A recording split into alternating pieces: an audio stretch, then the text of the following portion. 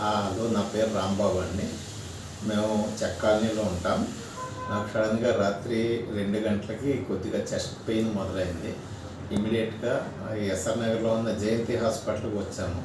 వాళ్ళు first ECG తీశారు. ECG తీసి ఈసీజీలో కొద్దిగా ప్రాబ్లం ఉందని చెప్పి నెక్స్ట్ 2D ఎకో తీశారు. 2D ఎకో తీసిన తర్వాత కొద్దిగా ఎందుకైనా మంచిది, బెటర్ యాంజియోగ్రామ్ తీయాలి బెటర్ అని చెప్పారు. ఇమ్మీడియట్గా యాంజియోగ్రామ్కి మార్నింగ్ 9 గంటల నుంచి అరేంజ్మెంట్స్ అన్నీ చేశారు. మేము వచ్చిన కాడి నుంచి పర్సనల్గా స్టాఫ్ దగ్గర నుంచి, నర్సింగ్ స్టాఫ్ దగ్గర నుంచి, అడ్మినిస్ట్రేటివ్ స్టాఫ్ దగ్గర నుంచి అందరూ పర్సనల్ కేర్ తీసుకుని చూశారు.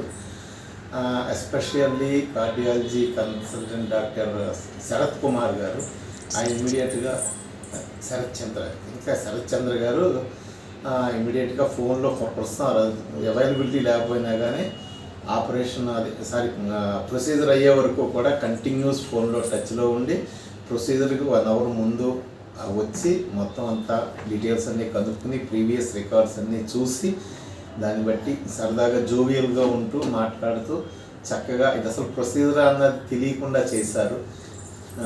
సో ఇది very much thankful to especially the Jayanthi hospital and Sharath Chandra garu. అంతేకాకుండా నేను ఫ్యూచర్లో కూడా ఎవరైనా ఈ టైప్ ఆఫ్ ప్రాబ్లమ్స్ ఉంటే కంపల్సరీ నేను జయంతి హాస్పిటల్ రిఫర్ చేస్తాను. It is wholeheartedly I'm giving the statement. Thank you.